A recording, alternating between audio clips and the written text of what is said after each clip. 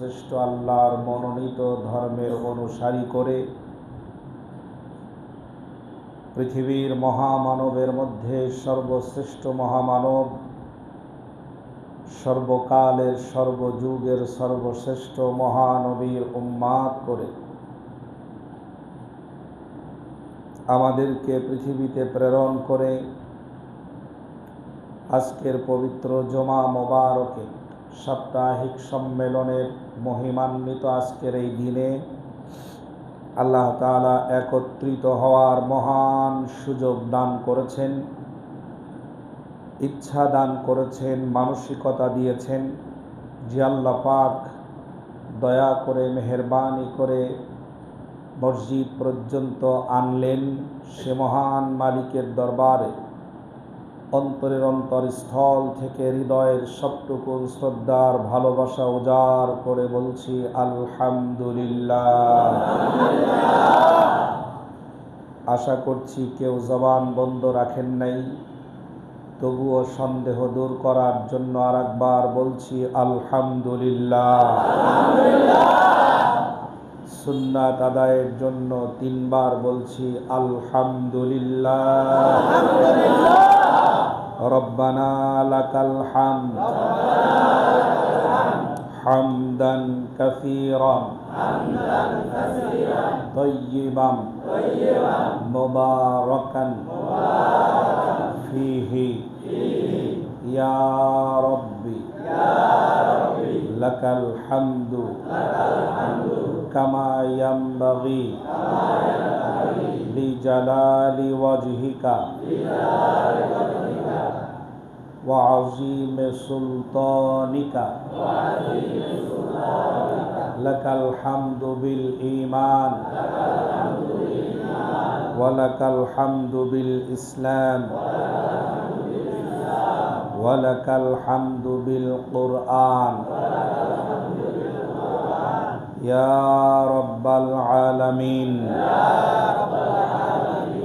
কালিমাতুশ শুকুর আল্লাহ পাক যেন কবুল করেন, বলছি আমিন। দরুদ এবং সালাম প্রেরণ করছি বিশ্ব মানবতার মুক্তির দূত, আখিরি জামানার চূড়ান্ত পয়গম্বর, বিধ্বস্ত মানবতাকে উদ্ধারকারী, পৃথিবীর নির্যাতিত, নিপীড়িত, নিগৃহীত আবাল বৃদ্ধ বনিতা নারী পুরুষ শিশু বৃদ্ধের জন্য উত্তম আশ্রয়স্থল, আমার আপনার সর্বশ্রেষ্ঠ সর্বোত্তম শাফাআতের কান্ডারি, সর্বকালের সর্বযুগের মহামানব, কামলিওয়ালা, কাউসারওয়ালা, মদিনাওয়ালা, নবী আরবি মুহাম্মদুর রাসূলুল্লাহ সাল্লাল্লাহু আলাইহি ওয়াসাল্লামের প্রতি সম্মানিত উপস্থিতি, ধন্যবাদ জানাচ্ছি আপনাদেরকে যারা আজানের পূর্বে মসজিদে প্রবেশ করেছেন। আল্লাহ তাবারক তাআলা প্রথম ব্যক্তি থেকে শুরু করে এ পর্যন্ত যারা এসেছেন তাদের যে সওয়াবের ঘোষণা দিয়েছেন, আল্লাহ পাক যেন তা পরিপূর্ণতার সাথে দান করেন, বলছি আমিন। আল্লাহ তাআলা প্রতিটি কদমে যেন আমাদের গুনাহ মাফ করেন, বলছি আমিন।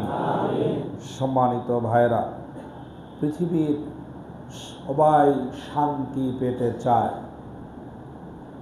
শান্তি একটা অজানা সুখ পাখি, এইটা ধরবার জন্য পৃথিবীর সব শ্রেণী পেশার মানুষেরা দৌড়াচ্ছে বিরামহীনভাবে, কিন্তু শান্তির নাগাল পাওয়া যাচ্ছে না। আমরা শান্তি খুঁজতেছি, সবাই শান্তি খুঁজছে। যারা সমাজের বুকে অর্থ কষ্টে ভুগছে তাদের ধারণা যদি কিছু অর্থ সম্পদ থাকতো তাহলে শান্তি পাওয়া যেত।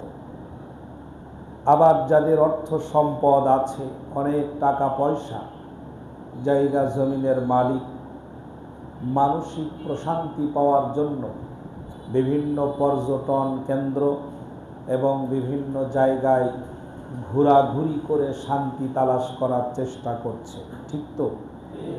আচ্ছা, এই পৃথিবীতে যারা শ্রমিক শ্রেণীর মানুষ, তারা মনে মনে ভাবছে আমার যদি এরকম একটা ফ্যাক্টরি থাকতো তাহলে শান্তি পেতাম।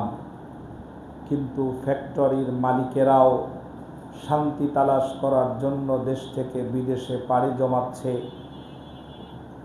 বিভিন্ন জায়গায় ঘোরাঘুরি করার জন্য। যারা বিবাহিত তারা আবার ছেলেবেলায় ফিরে যেতে চায় শান্তি পাওয়ার জন্য, ঠিক? যারা অবিবাহিত তারা বিবাহের মাধ্যমে শান্তি পেতে চায়। দেশ এবং জাতির শান্তি পাওয়ানোর জন্য আমরা যারা মনে করছি সরকার পরিবর্তনের মাধ্যমে শান্তি আসবে, সরকারে যারা এসেছেন এ যাবৎকাল পর্যন্ত তারা চিন্তা করেছে বাংলাদেশের মানুষকে, এ জাতিকে শান্তিতে রাখার জন্য সংসদ ভবনের যে সংবিধান এই বাঙালি জাতির উপরে আছে, সেই সংবিধান ডক্টর কামাল উদ্দিন সাহেবের লেখা সংবিধান হবে না, এটাকে আবার মডিফাই করতে হবে, সংশোধন করতে হবে, বাদ দিতে হবে, কিছু জিনিস সেখানে সংযোজন করতে হবে, তাহলে শান্তি আসবে। প্রকৃতগতভাবে সবাই শান্তির পিছনে দৌড়াচ্ছে, আসলে শান্তি আমাদের ধরা দিচ্ছে না। এজন্য মনে হয় আমাদের একজন ভাই শিল্পী, ওনার নাম মরহুম আইনুদ্দিন আল আজাদ, তিনি বলে গেছেন আমাদের কপালে বুঝি শান্তি নাই,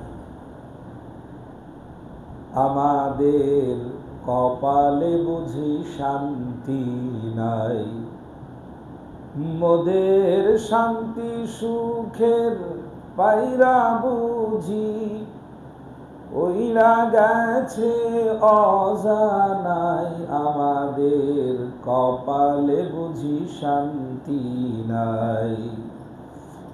মোরা বারে বারে ভোট দেই যারে, তারাই মোদের চুইসা খায়, হায়রে তারাই মোদের চুইসা খায়, আমাদের কপালে বুঝি শান্তি নাই, ঠিক কিনা? শান্তি কোথাও সংসারে নাই, ঘরে নাই, বাহিরে নাই, ব্যবসায় নাই, দোকানে নাই, চাকরিতে নাই, কোথায় শান্তি? আল্লাহ রাব্বুল আলামিন বলেন ইয়া আইয়ুহাল্লাযীনা আমানু দুখুলু ফিস সিলমি কাফা, জোরে বলেন আল্লাহু আকবার। শান্তি তালাশ করো। আমার নবী তোমাদেরকে বলেছেন আদ-দুনিয়া সিজনুল মুমিনিন, যারা বিশ্বাসী তাদের জন্য দুনিয়া শান্তির জায়গা নয়। হাজার তালাশ করলেও পৃথিবীতে শান্তি পাওয়া যাবে না। বিশ্বাসী যদি হও, দুনিয়াটা তোমার জন্য কাটা তারের বিছানা বলে মনে হবে। আর যদি প্রকৃত শান্তি পেতে চাও, তাহলে পরিপূর্ণ জীবন ব্যবস্থায় ইসলামিক কর্মকাণ্ডের মাধ্যমে যদি ব্যক্তিগত জীবন, পরিবার, রাষ্ট্র যদি, সমাজ যদি সাজাতে পারো, তাহলে এটার প্রতিদান হিসাবে একটা জায়গায় শান্তি পাওয়া যাবে, তার নাম হলো পরকাল। কোথায়? দুনিয়া আসলে শান্তির জায়গায় না। শান্তি খুঁজছি সবাই, পাচ্ছি না। এ কথা ভুলে গেছি, আসলে তো একটা শান্তির জায়গা না।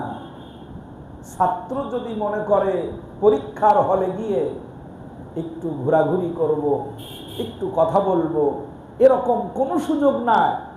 কারো দিকে তাকাতে দেয় না, কারো দিকে কথা বলতে দেয় না, এ নিয়ম কি মানা যায়? ছাত্র এ কথা ভুলে গেছে, এই 3 ঘন্টা এখানে অন্যদিকে তাকানোর সময় নয়। প্রশান্তির জায়গা এটা নয়, এটা পরীক্ষা কেন্দ্র। পরীক্ষা দিয়ে যাও, 1 সেকেন্ড যেন বাদ না পড়ে, ভুল না হয়। খবরদার খুবই সতর্কতার সাথে পরীক্ষায় অংশগ্রহণ করো, তাহলে তুমি হতে পারো পরীক্ষার রেজাল্ট ভালো হলে মানসিক শান্তি পেতে পারো। আমরা ভুলে গিয়েছি পরীক্ষা কেন্দ্রে আছি। এই পরীক্ষা শুরু হয়েছে জন্ম থেকে, শেষ হবে মৃত্যু পর্যন্ত। এটা যে শান্তির জায়গায় নয়, আমরা ভুলে গিয়েছি শান্তি এখানে পাওয়া যাবে না, এ কথা আমাদের মনেই নাই। টাকা থাকলেও হবে না, টাকা না থাকলেও হবে না। অর্থ সম্পদের অভাব আর সচ্ছলতার মাধ্যমে শান্তি পাওয়া যাবে না, শান্তি পাওয়া যাবে না। নেতৃত্ব পাওয়ার মাধ্যমে শান্তি পাওয়া যাবে না। পৃথিবীর বিভিন্ন সফলতার মাধ্যমে একটা কারণেই শান্তি পাওয়া যেতে পারে, পৃথিবীর ভিতরে ন্যূনতম একটু শান্তি আল্লাহ পাক দিয়েছেন। যেই সকল মুমিন বান্দারা অল্পতে সন্তুষ্ট থাকে, আল্লাহ পাক তাদের অন্তরে কিছুটা শান্তির বাতাস বইয়ে দিয়েছেন। সুবহানাল্লাহ। অল্পতে যারা খুশি হয় তাদেরকে তাদের অন্তরে একটু শান্তি থাকে। অন্তরে যদি হিংসা না থাকে তাহলে তার অন্তরে একটু শান্তি থাকে। হিংসুটে মানুষ অন্যের সফলতায় হিংসায় জ্বলে পুড়ে মরে, ঠিক কি না? ওর খাবারের অভাব নাই, ওর বিছানা ভালো, সুগন্ধি বিছানা, শীততাপ নিয়ন্ত্রিত রুম, কিন্তু অন্তরের ভিতরে হিংসার যে আগুন দাউ দাউ করে জ্বলে। ডান পাশের বাম পাশের মানুষের দেখলে রাতের বেলায় ছটফট করে, ঘুম আসে না, ঘুম হতে চায় না যন্ত্রণার ছটফটানির কারণে। এই হিংসুটে মানুষ আর হলো অশান্ত, যার মন ভরে না। ছোটবেলায় যখন খাইতাম, খাওয়ার সময় অনেকেই বেশি বেশি চাইতো, অনেক মুরব্বীরা বলতো ওর পেট ভরে কিন্তু চোখ ভরে না। হয় না এমন? পেট ভরে কিন্তু চোখ ভরে না। আল্লাহর নবী বলেন, কোন আদম সন্তানকে যদি বিরাট বড় একটি মাঠ ভরা স্বর্ণ দেওয়া যায়, লোকটা পুরো মাঠের স্বর্ণ এক জায়গায় করার পর তার কাছে মনে হবে যেন যদি আর একটা মাঠ ভরা স্বর্ণ পাওয়া যেত, এটা মনে হবে। আর একটা মাঠ যদি স্বর্ণ দেওয়া হয়, লোকটা মনে মনে ভাববে যদি আর একটা মাঠ ভরা সোনা পেতাম। আর একটা মাঠ ভরা যদি স্বর্ণ দেওয়া হয়, চতুর্থ মাঠ সোনা পাওয়ার জন্য অধীর আগ্রহে বসে থাকবে, চেষ্টা সাধনা চালাবে। আল্লাহর নবী বলেন, এই পৃথিবীর আদম সন্তানের দেহ আর মন কখনো কোনোদিন 3 হাত কবরের মাটি ছাড়া কখনো ভরবে না। মন ভরাতে হলে কয় হাত কবরের মাটি লাগবে? 3.5 হাত। আচ্ছা, 3.5 হাত। 3.5 হাত কবরের মাটি হলে তার অন্তর শান্ত হবে, মনে করবে না আর কোনো কিছুর প্রয়োজন নাই। তখন তার পেট ভরবে, তাছাড়া সারা দুনিয়া দিলেও পেট ভরবে না। এরকম লোক সমাজের মধ্যে আছে বিধায় চুরি হয়, এরকম লোক সমাজের মধ্যে আছে বিধায় টেন্ডারবাজি হয়, এরকম চোর, এরকম সারা দুনিয়া দিলেও মন ভরবে না। একজন মহিলার স্বর্ণ লাগে কতদিন? নাকে, কানে, গলায়, হাতে, পায়ে, তারপরে যে মাথায় কি যেন দেয় ফুলের মতো করে, ইত্যাদি ইত্যাদি গহনা হলে মোটামুটি 10-20 ভরি হলেই তো চলে নাকি? 10 ভরি? 10 ভরি হলেই একজন মহিলার স্বর্ণের স্বাদ পূরণ হয়ে যাওয়ার কথা, ঠিক কি না? কিন্তু আমরা দেখতে পেলাম পেট ভরে কিন্তু চোখ ভরে না। ডাইনি বুড়ি মানুষ, তারও স্বর্ণ 832 ভরি।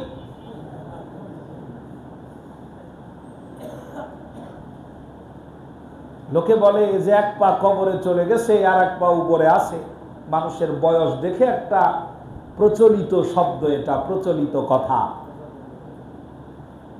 কবে কখন যেন মরে যায় এমন মানুষেরও স্বর্ণ লাগে কত ভরি, 800 ভরি পার হয়ে গেছে, তারপরেও তার মন ভরে নাই। এরকম ডাইনি থাকলে দেশের টাকা পাচার হবে, এটাই স্বাভাবিক। কারণ পেট ভরে কিন্তু কি ভরে না, চোখ ভরে না। আমার ভাইয়েরা, শান্তি পাওয়ার জন্য ছোট্টবেলায় গল্প বলেছিলাম, এটা কোরআন বা হাদিসের কথা নয়, একটা গল্প, শিক্ষা আছে বিধায় বলছি। শুধুমাত্র গল্পটি যারা পড়েছেন তাদের স্মরণে আসবে। একজন রাজা ছিল, তার হাড় মর্মর রোগ হয়েছে, হাড্ডির ভিতরে মরমর করে শব্দ হয়। ডাক্তার হেকিম আনা হলো। ডাক্তার হেকিমেরা বলছে, তোমার কোন ওষুধে এই রোগ ভালো হবে না, একটা কাজ করলে রোগটা ভালো হয়ে যাবে। একজন সুখী মানুষের গায়ের জামা এনে যদি তোমার গায়ে পরাইয়া দেওয়া হয়, তাহলে তোমার রোগ ভালো হয়ে যাবে। রাজা টাকা পয়সা ঘোষণা করে বলল, আমার রাজ্যের ভিতরে সুখী মানুষকে আছে, তারে ধরে আন। রাজা বাদশার সমস্ত লোক, লস্করেরা, আর্মি, সেনাবাহিনী, তার সাজানো সমস্ত বাহিনী সারা রাজ্য ঘুরলো। প্রত্যেকজন মানুষের কাছে গিয়ে জিজ্ঞেস করে, ভাই তুমি সুখী নাকি তুমি দুঃখী? লোকটা উত্তর দেয়, সুখী হতে পারলাম কই, ঘর আছে, বাড়ি আছে, সন্তান আছে, কিন্তু সুখী হতে পারি নাই। যার কাছে যাই সেই নানান যন্ত্রণার কথা বলে, যার কাছে যাই সেই লোকটাই যন্ত্রণার অভাবের কথা বলে, তার সুখ নাই, শান্তি নাই, এমন কথা বলে। লোকেরা হয়রান হয়ে, ক্লান্ত হয়ে বনের ভিতরে রাত কাটাচ্ছে। দূরে তাকিয়ে দেখতে পায় টিম টিম করে একটা কুঠিরের মধ্যে আলো জ্বলে। সেনাবাহিনীর লোকেরা দৌড় দিয়ে সেখানে চলে গেল। লোকটা গান গায়, পায়ের উপরে পা উঠায়া। গিয়ে জিজ্ঞেস করে, তুমি কে? লোকটা বলে, আমি একজন কাঠুরিয়া, কাঠ কাটি, বাজারে নিয়ে যাই, বিক্রি করি, এরপরে আর খাবার আনি, খাবার খেয়ে আমি ঘুমিয়ে যাই, মনের আনন্দে গান গায়। লোকেরা জিজ্ঞেস করছে, তুমি সুখী না দুঃখী? লোকটা বলল, এই রাজ্যের ভিতরে আমার মতো সুখী মানুষ আর কেউ নাই। লোকেরা বলছে, তাহলে তো পেয়ে গেলাম, আমাদের কষ্ট সার্থক হলো। তার কাছে গিয়ে বলছে, বন্ধু তোমাকেই তো তালাশ করছি, টাকা পয়সা যত চাও তত দেব, সোনা দানা যা চাও তাই দেব, বিরাট বড় অর্থ সম্পদের মালিক বানায়া দেব। তোমার কাছে একটা জিনিস আমরা চাই, সেটা হলো তোমার গায়ের জামাটা আমাদেরকে দিয়া দাও। সুখী মানুষটা ঢুকরে এবার কেঁদে উঠলো।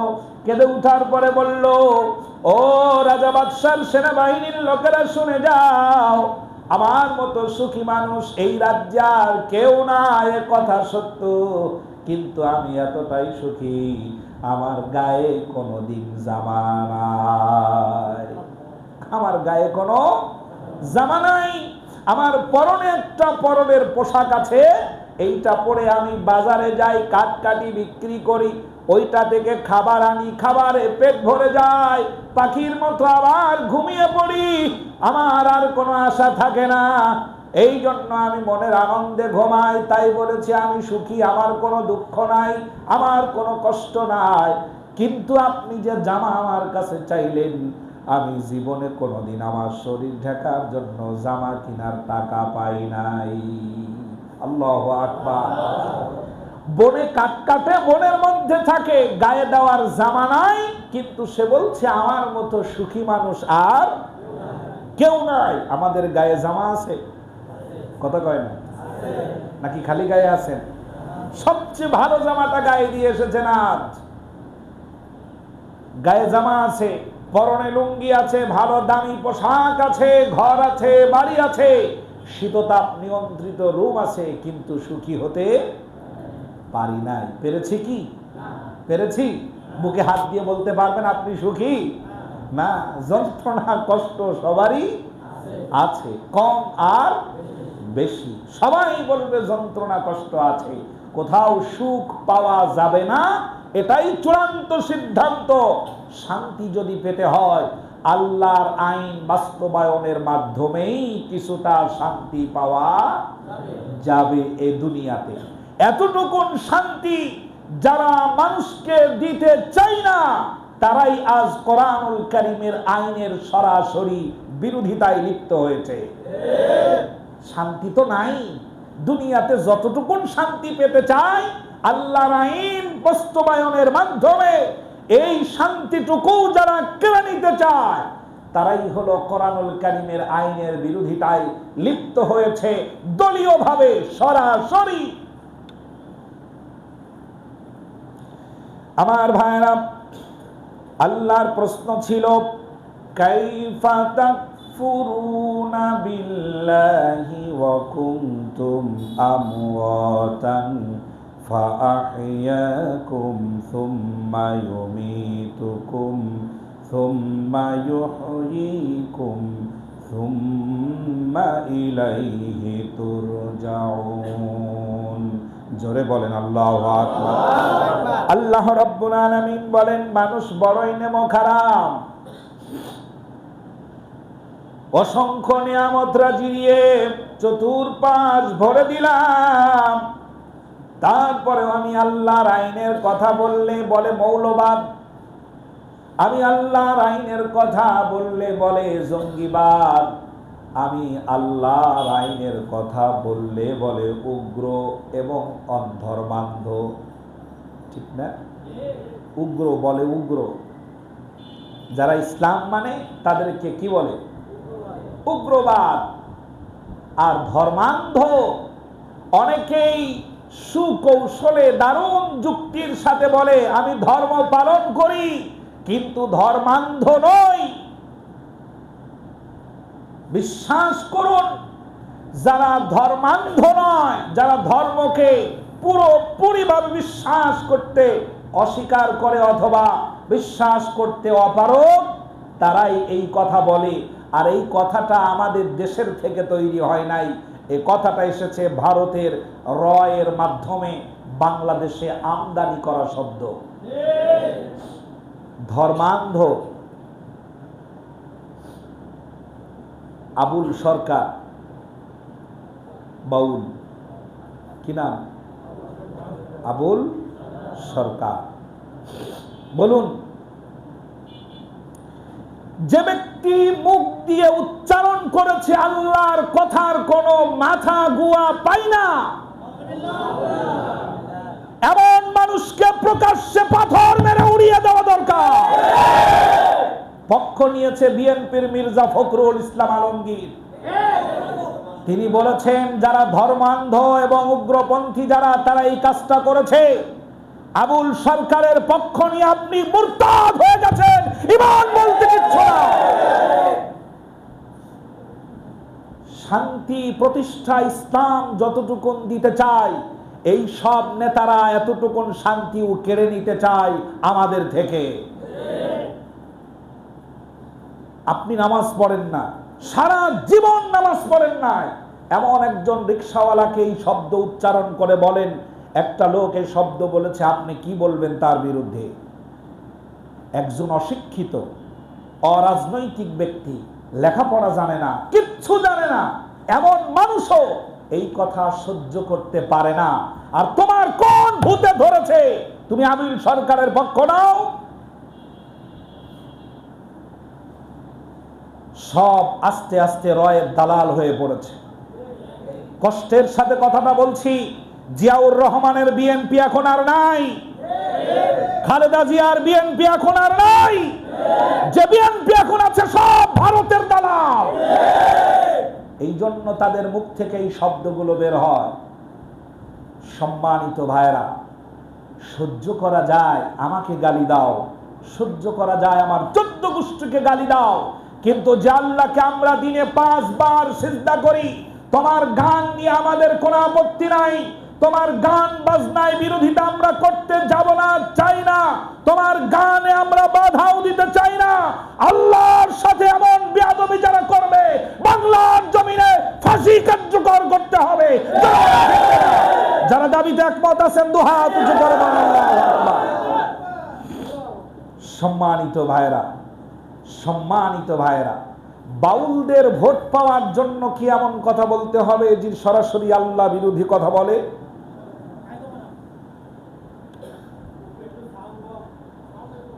আল্লাহ এ জাতিকে হেফাজত করেন এরকম পথভ্রষ্ট নেতা থেকে, পথভ্রষ্ট নেতা থেকে জাতিকে হেফাজত করেন। আমার মনে হয় রাজনৈতিক অঙ্গন থেকে যে সকল মানুষেরা 60-এর ঊর্ধ্বে বা 70-এর কাছাকাছি বয়স হয়ে গেছে, ওদেরকে রিটায়ার্ড করে বাড়িতে এবং ঘরে অথবা এতেকাপে পাঠাইয়া দেওয়া দরকার। মাথা ঠিক নাই। একটা নিয়ম বলি, প্রত্যেক যুগে, প্রত্যেক সময়ে, প্রত্যেক মহল্লা, গ্রাম এবং এলাকা ভিত্তিক আল্লাহ পাক মানুষকে হেদায়েতের রাস্তায় তুলে দেওয়ার জন্য শ্রেষ্ঠ মানব নবী এবং রসুলদেরকে প্রেরণ করেছেন। সুবহানাল্লাহ পড়ে। আল্লাহ পাক কোন নবীকে সেই পর্যন্ত বাঁচিয়ে রাখেন নাই যেই পর্যন্ত সাধারণ মানুষের জ্ঞান অকর্মণ্য হয়ে যায়, এমন সময় পর্যন্ত আল্লাহ পাক কোন নবীকে পৃথিবীতে রাখেন নাই। যে নবী নিজের পবিত্রতা নিজে অর্জন করতে পারে না, এমন বয়সে পৌঁছে গেছে, নিজে জীবন পরিচালনার জন্য যতটুকুন তহারত দরকার অতটুকুন অর্জন করতে ব্যর্থ হয়, সক্ষমতা হারিয়ে ফেলে, এমন মানুষকে আল্লাহ পাক পৃথিবীর বুকে নবী হিসাবে বাঁচিয়ে রাখেন নাই, আগেই নিয়ে গেছেন। এটি একটি সুন্নাহ।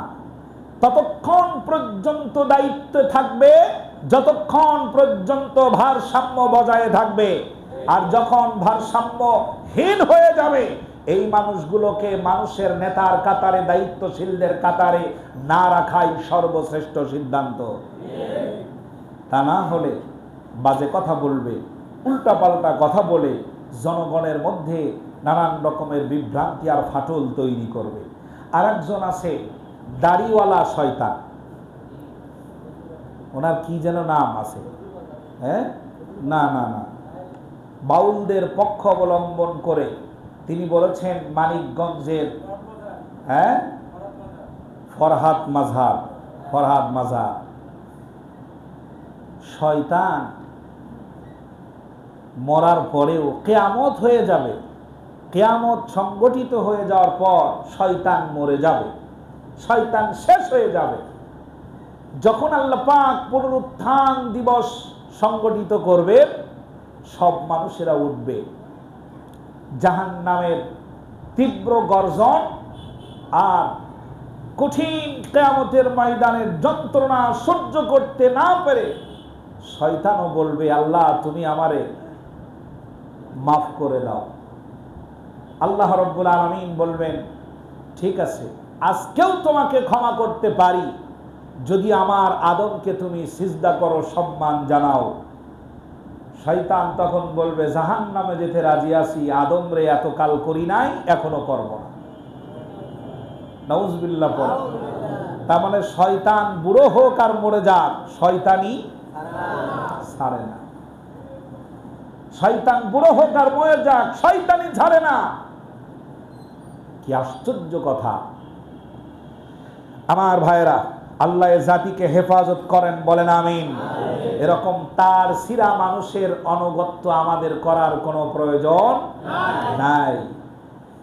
সম্মানিত ভাইরা, আমাদেরকে অনেকেই এখনো অনেকেই বাতিলের পথ ধরে এবং সেই সব লোকদের পথ, বিগত দিনের লোকদের কথা স্মরণ করিয়ে দিয়ে হুমকি ধামকি কিন্তু এখনো দিচ্ছে না? দিচ্ছে, হুমকি ধামকি এখনো দিচ্ছে। একটি আয়াত বলি, লক্ষ্য করে। আল্লাহ রাব্বুল আলামিন বলেন, তালফাহু বুজুহাহুমুন নারু ওয়া হুম ফিহা কালিহুন। জোরে বলেন আল্লাহু আকবার। আল্লাহ রাব্বুল আলামিন বলেন, তাদের চেহারা আগুন দিয়ে পুড়িয়ে দেওয়া হবে, চেহারাটা বিভৎস হয়ে যাবে। মৃত্যুর আগে এবং মৃত্যুর পরে তাদের চেহারার দিকে তাকালে পরে মানুষেরা ভয় পাবে, আশ্চর্য হয়ে যাবে চেহারার অবস্থায় কি হাল। আমি সেদিন দেখলাম ডক্টর কি যেন স্বরাষ্ট্রমন্ত্রী ছিল, আসাদুজ্জামান কামাল, তাই তো? এই আসাদুজ্জামান কামাল গর্তের ভেতর থেকে বেরিয়ে টকশো নাকি মোবাইলের মাধ্যমে কি বার্তা পাঠিয়েছে দেশের মানুষের জন্য। চেহারার দিকে তাকালে পরে যেন মনে হয় চেহারাটা মানুষের চেহারা নাই, জানোয়ারে রূপান্তরিত হয়ে যাচ্ছে। হয়তো বলবেন তারা টেনশনে আছে, তারা খাবার দাবারের অসুবিধায় আছে, হয়তো বলবেন চিন্তায় তাদের ঘুম হয় না, এই জন্য তাদের চেহারা খারাপ। আমার ভাইরা, প্রায় ৫-৬টি মাস রাতের বেলা ঘুমাই না, তারপরেও তো আমাদের চেহারা অত খারাপ হয় না। কি বক্তাদের চেহারার দিকে তাকায়া দেখছেন? দেখছেন তাকায়া? রাতের বেলায় ঘুম নাই, মাহফিল করে রাত্রে বেলায় আবার টান দিতে হয় গাড়িতে, টেনশন, সারা রাত ঘুমানো যায় না, ড্রাইভার কখন যেন চোখটা নামায় ফেলে, দুর্ঘটনা ঘটে যায়। এত সাবধানে থাকার পরেও গত বছর দুর্ঘটনা ঘটেছে, ঘুম নাই, কোন রাতে ঘুম নাই, বিছানা দেখলে ঘুমোতে মন চায়, অবস্থা হয়ে গেছে এমন, খাবারের ঠিক নাই, ঘুমের ঠিক নাই, টেনশন, পুরো শহর পুরো দেশ জুড়ে ঘোরাঘুরি। চেহারা তো আমাদের খারাপ হওয়ার কথা, ঠিক কি না? ও লোক তো বসে আছে আরামে, ওর চেহারা এমন হওয়ার কথা তো ছিল না। আমি এই আয়াতে কারিমা পড়ছিলাম আর মনে মনে ভাবছিলাম তাদের চেহারা হবে বিভৎস, যারা আল্লাহর আয়াতের বিরোধিতা করেছে। বিগত দিনের আওয়ামী লীগের সব লোকের চেহারার দিকে তাকান, আল্লাহর সাথে গাদ্দারি করার সুস্পষ্ট প্রমাণ তাদের চেহারার উপরে আল্লাহ পাক ফুটিয়ে দিয়েছে। এখনো ডাইনিকে দেখা যায়নি, হ্যাঁ, এটারে এখনো দেখা যায়নি। বেগম খালেদা জিয়া কতদিন ধরে অসুস্থ না? চেহারা তো তার শুকায়া একেবারে অন্যরকম হয়ে যাওয়ার কথা ছিল, ঠিক কি না? এ বেচারির চেহারাও তো এত খারাপ হয়ে, তোরা কি করলি? আল্লাহ, সাধারণ মানুষ এখনো যাদের কথায় ওঠে আর বসে আর নাচে, আল্লাহ জাতিকে হেফাজত করেন, তাদের মস্তিষ্ক আল্লাহ পাক যেন সুস্থ করেন, বলেন আমিন। এজন্য বলি, ভয় দেখাস না, হুমকি দিস না, ভয় দেখাস না, হুমকি দিস না, মৃত্যু কিংবা 14 শিখ, আমরা কিন্তু সেই আমলের জেল খাটা পাবলিক। ভাই, আমরা কিন্তু সেই আমলের জেল খাটা পাবলিক, ঠিক না? বাড়ির মানুষ পালাইয়া থাকা যন্ত্রণা যে কত, ছেলে মেয়ে মানুষ হইছে এতিমের মতো, দফায় দফায় রিমান্ড দিয়া করছো নির্যাতন, যে পিটাইতো তারে তুমি করছো প্রমোশন, নিজেই এখন পালাইয়া গেলা, কর্মীদেরকে ফালাইয়া একেলা, ঠিক কিনা? নিজেই এখন পালাইয়া গেলা, কর্মীদের ফালাইয়া একেলা, জনগণে মারছে কি, জোরে বলেন ঠিক কিনা? সুতরাং এই কিক যেন সামনে খেতে না হয়, নেতাদেরকে সাবধানে কথা বলা লাগবে। আমার ভাইরা, আল্লাহ রাব্বুল আলামিন প্রশ্ন করেছেন, কি করে, কিভাবে সম্ভব আমি আল্লাহর আইনের বিরোধিতা করলি? আল্লাহ রাব্বুল আলামিন এজন্য আক্ষেপ করে বলেছেন, ইন্নাল ইনসানা লিরাব্বিহি লাকানুদ, মানুষের চাইতে বড় নেমো খারাম প্রাণী এই পৃথিবীতে আর কেউ নাই। আল্লাহ দিলেন সূর্য, আল্লাহ দিলেন চন্দ্র, নক্ষত্র দিলেন আল্লাহ, রাতের ঘুমটা আল্লাহ রাব্বুল আলামিন দান করলেন, আল্লাহ পাক শস্য শ্যামল পৃথিবী দিলেন, আল্লাহ রাব্বুল আলামিন বৃষ্টির পানি দিলেন, আল্লাহ পাক নিঃসন্তানকে সন্তান দান করলেন। আল্লাহ রাব্বুল আলামিন জিজ্ঞেস করেছেন, বলেন একবার, ফাবিআইয়ি আলাইহি রাব্বিকুমা তুকাদ্দিবান। প্রাণ খুলে মহব্বতে জবান খুলে বলেন, ফাবিআইয়ি আলাইহি রাব্বিকুমা তুকাদ্দিবান। আবার পড়েন, ফাবিআইয়ি আলাইহি রাব্বিকুমা তুকাদ্দিবান। আল্লাহু আকবার। কোন নিয়ামত অস্বীকার করার কোন সুযোগ আছে? কে দিয়েছেন সব? তিনি কে? আমাদের। যিনি দিয়েছেন সব তিনি আমাদের রব, যিনি দিয়েছেন সব তিনি আমাদের কি? তার কথার সামনে তোমার মতো পাগলা মার্কা নেতা সেটার কথা আমাদের মান্য করার কোনো প্রয়োজন। সম্মানিত ভাইরা, আল্লাহ রাব্বুল আলামিন বলেন, মানুষের ভিতরে কিছু মানুষকে বানিয়েছি কাফের, কিছু মানুষকে বানিয়েছি মুমিন বান্দা। যারা মুমিন, যারাই বিশ্বাসী, আজকের জুমার নামাজে যারা উপস্থিত হয়েছেন, যারা আসতে পেরেছেন, বুকে হাত রেখে কি বলতে পারবেন, আল্লাহ আমাদেরকে ঈমানদার বানিয়েছেন, এই জন্য আল্লাহকে ধন্যবাদ জানাই, বলছি আলহামদুলিল্লাহ। মুসলমান হতে পেরেছেন, খুশি আছেন? খুশি আছেন? কয়েকদিন আগে একজন মুসলিম হলো, আমাদের ব্যারিস্টার ইমাম হাসান ভাই এই কাজগুলো করেন বিনা পয়সায়। এফিডেভিট করার যে খরচ এটা তিনি নিজে বহন করেন। কেউ যদি মুসলিম হতে চায় তাহলে তার আইনি সহায়তা লাগলেও সেটা তিনি দিতে প্রস্তুত। তা আমি জিজ্ঞেস করলাম, মুসলমান হচ্ছেন কেন? তিনি বলছেন, আমি মুসলিম হওয়ার প্রধান কারণ হলো এই, আমি আমার নিজের বাবাকে নিজে পুড়িয়েছি আগুন দিয়ে। আমি যখন আগুন দিয়ে পোড়াতে গেলাম আমার বাবাকে, এই মিডিয়া, এই যে আমি যখন আমার বাবাকে পোড়াতে গেলাম, এই কথা আবার লিখো না।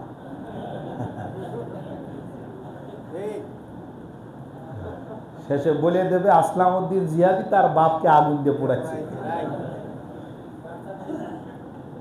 জবর ঝামেলা। আল্লাহ পাক মিডিয়া ম্যানদের সম্মান বাড়িয়ে দিন, বলেন আমিন। ছেলেটি বলছে, আমি যখন আগুন দিয়ে পোড়ালাম নিজের বাবাকে, বিবস্ত্র হয়ে গেল, চতুর্দিকে মানুষেরা তাকিয়ে দেখছে আমার বাবার শরীর আগুনে ঝলসে যাচ্ছে। এইটা দেখার পরে আমার অন্তরে যে আঘাত লেগেছে, সেই আঘাত থেকে আমার অনুভূতি হলো এইটা কোন ধরনের ধর্ম? এটা ধর্ম হতে পারে না যে ধর্মে মৃত্যুর পরে কোনো মানুষকে ন্যূনতম সম্মান দেওয়া হয় না, বিবস্ত্র করা হয়। কত হিন্দু মহিলা মারা গেল সারাটি জীবন। আগেকার মহিলা, হিন্দু হোক আর মুসলিম হোক, একটু আব্রু দিয়ে বা একটু ঢেকে ঢুকে চলাফেরা করার অভ্যাস ছিল কিনা? যাদের বয়স ৬০-৭০ বছর, তাদের কাছে গিয়ে জিজ্ঞেস করেন, আগেকার জামানার মায়েরা, খালারা, ফুপুরা, এরা যখন রাস্তায় বেরিয়েছে, যখন দেখছে সামনে একটা পুরুষ মানুষ আসছে, তখন রাস্তার সাইডে মুখ ঘুরাইয়া দাঁড়াইছে। কথা ঠিক? হিন্দু হোক আর মুসলিম হোক। ছেলেটি বলছে, কোন মহিলা যখন দাহ করা হয়, তখন সারা জীবন মেয়েটা, মহিলাটা কাউকে তার শরীর দেখায় নাই, মানুষের সামনে কতটা সম্মান, ইজ্জত, আবরু নিয়ে চলাফেরা করলো। মৃত্যুর পরে আগুন দিয়ে জ্বালিয়ে দেওয়া হলো, চতুর্দিকে লোকেরা দাঁড়িয়ে তার দেহ দেখে। নাউজুবিল্লাহ। এইটা আমার কাছে মোটেও পছন্দনীয় হয় নাই। আমি মুসলিমদেরকে দেখেছি মৃত্যুর পরে তার বাবাকে সন্তান আপন হাতে গোসল করায়া, সুন্দর কাপড় পরায়া, কত সুন্দর আতর মাখায়া, কত মায়া মমতা আর ভালোবাসা দিয়া, চোখের পানি দিয়া কবরস্থ করে দেয়। হুজুর আমার কাছে মনে হয়েছে এটাই যেন আসল ধর্ম, তাই আমি পড়তে চাই লা ইলাহা ইল্লাল্লাহু মুহাম্মাদুর রাসূলুল্লাহ সাল্লাল্লাহু আলাইহি ওয়াসাল্লাম। যে জাতির এত গৌরবগাথা ইতিহাস, সেই জাতি এখন ধর্মকে বলে ধর্মান্ধ।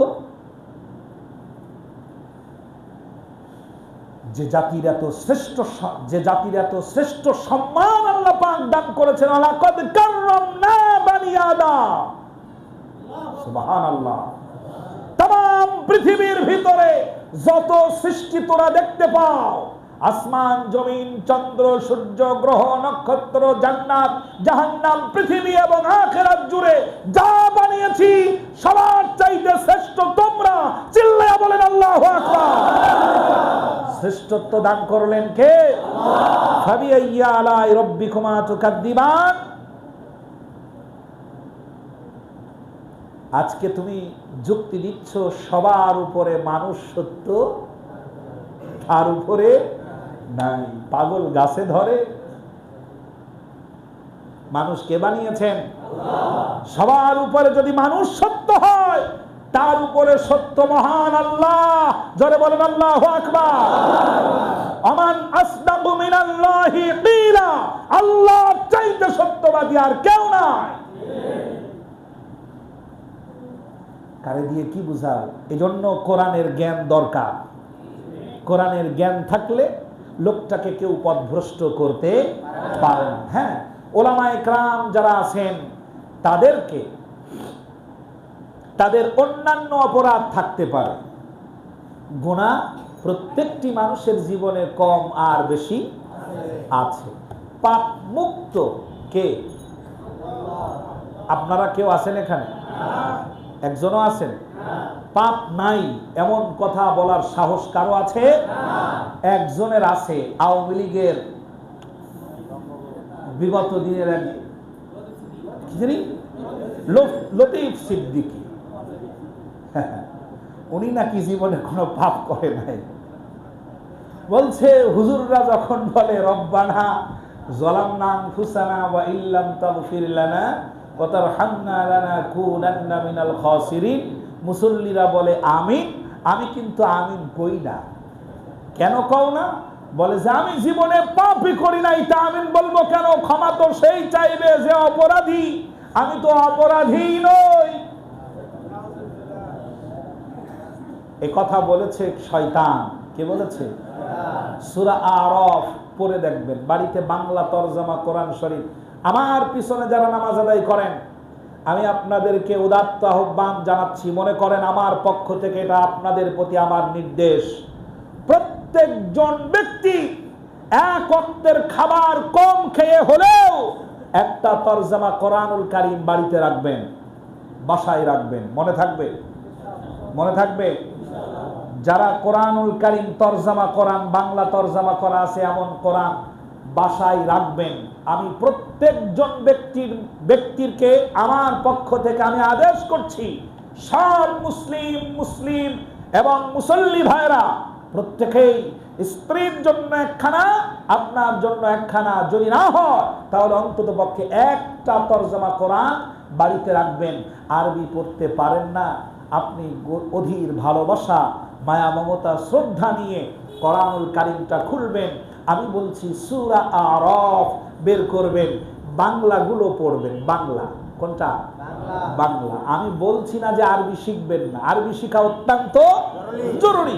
এখন যে বললাম যে সূরা আরাফ পড়বেন, আপনি আরবি যদি নাও পারেন, বাড়িতে গিয়া বাংলা তরজমা কোরআন খুলে দেখেন, শয়তান শয়তানি করার পরেও স্বীকার করে নাই যে আমি শয়তান। স্বীকার করেছে?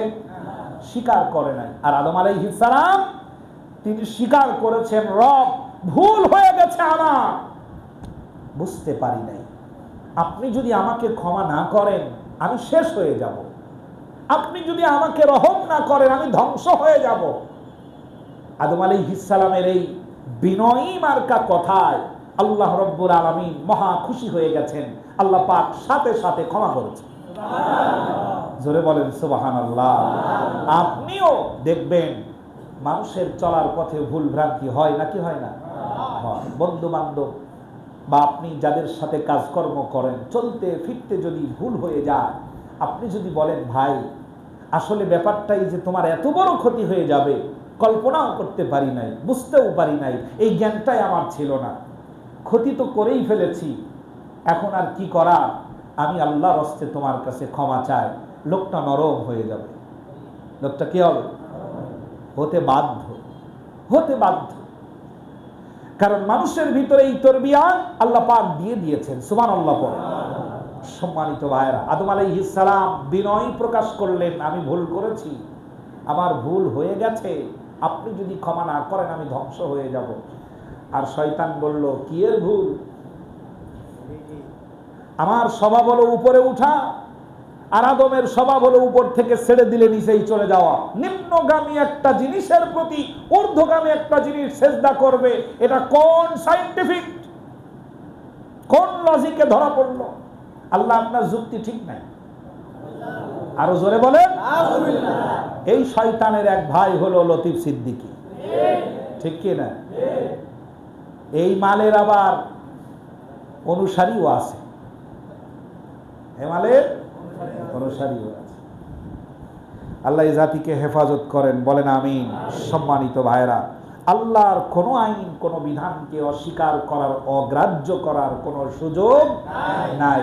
হাতে পায়ে ধরে বলি, মাইকের আওয়াজ যাদের কানেই যাচ্ছে, হাতে পায়ে ধরে বলি, কেন বোঝেন না? কেন বুঝতে পারছেন না? আপনার রব ছাড়া আপনার কাছে আর কেউ নাই, আপনার নবী ছাড়া সুপারিশ করার মতো আর কেউ নাই। কেন বোঝেন না? যারা সামান্য বিপদের কারণে আপনাদেরকে ফেলে চলে যেতে পারে, তারা কিয়ামতের কঠিন বিপদে আপনার পাশে আসবে অসম্ভব। এ কথা কেন বোঝেন না? আল্লাহর নবী জনাবে মুহাম্মাদুর রাসূলুল্লাহ পড়েন সবাই। রাগ করে ফেলেছেন? মন খারাপ হয়ে গেছে? একটু জোরে বলেন আল্লাহু আকবার। আমি নবীর নাম বলছি, দুরূদ পড়বেন। আল্লাহর নবী জনাবে মুহাম্মাদুর রাসূলুল্লাহ সাল্লাল্লাহু আলাইহি ওয়াসাল্লাম ওফাতের আগে আয়েশা সিদ্দিকা রাদিয়াল্লাহু তাআলা আনহাকে বলছেন, হযরতে আয়েশা বলছেন, ইয়া রাসূলুল্লাহ, স্বামী আমার, আপনাকে আমরা হারিয়ে ফেললাম, জীবনের মতো হারিয়ে ফেললাম। আপনার কাছে আমার একটি প্রশ্ন আছে, আপনার কাছে আমার জানার একটি বিষয়, বলুন না একবার, কিয়ামতের কঠিন ময়দানে আপনাকে আমরা কোথায় খুঁজে পাবো? আদম আলাইহিস সালাম থেকে শুরু করে পর্যন্ত, এখান থেকে নিয়ে কিয়ামত পর্যন্ত পৃথিবীতে মানুষ বলতে যা এসেছে এবং আসবে, যারা আল্লাহকে মেনেছে এবং মানে নাই, সবাই কিয়ামতের কঠিন ময়দানে দাঁড়াবে। ইয়া রাসূলুল্লাহ, ওই কঠিন দিনে মানুষেরা উলঙ্গ থাকবে, কেউ কারোর দিকে তাকানোর সুযোগ পাবে না, সব মানুষেরা হয়রান হয়ে যাবে। পাপিষ্ঠ বান্দাদের জিহবা ঝুলতে ঝুলতে কুকুরের মতো নাভি পর্যন্ত এসে যাবে। পুরো ময়দান জুড়ে পানি পানি পানি বলে চিল্লানি মারবে পাপীরা, পানি কোথায়? একটু পানি দাও। পানির পিপাসায় ছটফট করবে, পানি পানি করবে। সেই দিন কঠিন মুসিবতের সময় ইয়া রাসূলুল্লাহ বলেন না আপনাকে কোথায় পাওয়া যাবে? আল্লাহর নবী বললেন, আয়েশা, তিনটা জায়গায় আমাকে খুঁজে পাবা। এই হাদিসের শানে অরূপ দেখলাম, এই তিনটা জায়গায় উম্মতের সবচাইতে বড় বড় বিপদের জায়গা। আল্লাহর নবী বললেন, প্রথম বিপদ আমার উম্মতের নেকি আর গুনার পাল্লা এক জায়গায় দিয়ে যখন পরিমাপ করা হবে, এক জায়গায় দিয়ে যখন ওজন করা হবে, তুমি দেখতে পাবে ওই জায়গায় যেই পাল্লাতে নেকি উঠানো হয়, ওই পাল্লার সামনে আমি নবী দাঁড়িয়ে আছি। হযরত আয়েশা বললেন, কেন? নবীজি বললেন, কিয়ামতের ময়দানে কারোর পরনে পোশাক থাকবে না, আমার পরনে পোশাক থাকবে পকেটওয়ালা। সুবহানাল্লাহ। আমার ডান পকেট থেকে কিছু একটা বের করে পাল্লার উপরে যখন রেখে দেব, তখন নেকির পাল্লা ভারী হয়ে যাবে। আল্লাহ রাব্বুল আলামিন মিষ্টি হাসি দিয়ে বলবেন, বন্ধু তারে কি জান্নাতে নিয়ে যেতে চান? জান দিয়ে দিলাম। আরো জোরে বলেন সুবহানাল্লাহ। ওরে বুক ভরে বললেও তো শোধ হয় না সুবহানাল্লাহ। আপনি তো, আমি ভোট চাচ্ছি না, আপনি তো দাড়িপাল্লার বিরোধিতা করছেন। দাড়িপাল্লা কিন্তু আপনারে ছাড়বে না। ছাড়বে? আপনি যতই দাড়িপাল্লাকে ছেড়ে দেন, দাড়িপাল্লা জীবনের শেষ হিসাব আপনার মেপেই ছাড়বে। দাড়িপাল্লাকে পরিত্যাগ করলেও দাড়িপাল্লা কিন্তু আপনার পিছন ছাড়বে না। ওয়াইলুল লিল মুতাফফিফিন।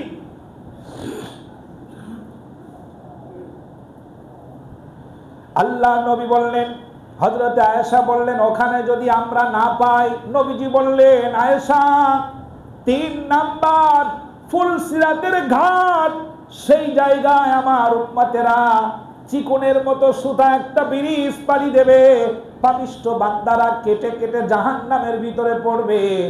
অন্ধকার রাত হবে, এমন কঠিন অন্ধকার, ওই জায়গায় আমি দাঁড়িয়ে থাকবো। নবীজি শুধু দাঁড়িয়ে থাকবে কথাই বললেন না, আল্লাহর নবী বললেন, আমার কাছে আলো থাকবে, নূর থাকবে। আমি সেই আলো দিয়ে ফুলসিরাত আমার উম্মাতকে দেখায়া দেখায়া দেব। আমার উম্মাত পার হবে আর বলতে থাকবে, রব্বানা আতমিম লানা নূরানা ওয়াগফির লানা ইন্নাকা আলা কুল্লি শাইইন কাদির।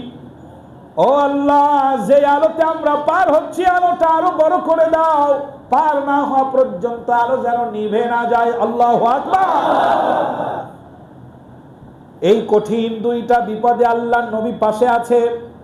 3 নাম্বার মহা বিপদ, শেষ বিপদ, কিয়ামতের কঠিন ময়দানে নবীজি বলবেন, আমার উম্মতদেরকে জাহান্নামের দিকে নিয়ে যাওয়া হবে, হাকায়া হাকায়া দলে দলে জাহান্নামীদেরকে জাহান্নামে নিয়ে যাওয়া হবে।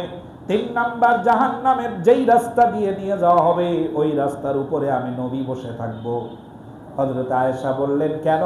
আল্লাহ নবী বললেন, ফেরেশতারা যেন ভুল করে আমার একটা উম্মতকেও যেন জাহান্নামে নিয়ে যেতে না পারে, আমি কঠিন পর্যবেক্ষণ চালাবো। জোরে বলেন আল্লাহু আকবার। কঠিন মহা বিপদে যে রাসূল তোমাকে ছাড়লো না, দলীয় পদ পাওয়ার জন্য সে রাসূলকে তুমি কেমনে ছেড়ে দিলা? তোমার মতো নেমো খারাপ আল্লাহ সৃষ্টির ভিতরে আর কেউ হতে পারে না। আগামী দিনে কার আইন চান? নাকি নেমো খারাপ হতে চান? শুকরিয়া আদায় করবে যারা, হার হোক আর জিত হোক, এটা কার পক্ষ থেকে হবে? আবার বলছি, হার হোক আর জিত হোক, কার পক্ষ থেকে হবে? আবার বলছি, হার হোক আর জিত হোক, কার পক্ষ থেকে হবে? হারি আর জিতি সেটা আমাদের চিন্তা নয়, ওটা আল্লাহর চিন্তা। আমরা আল্লাহর আইনের পক্ষে যারা থাকবো, দুহাত উঁচু করে বলছি আল্লাহু আকবার।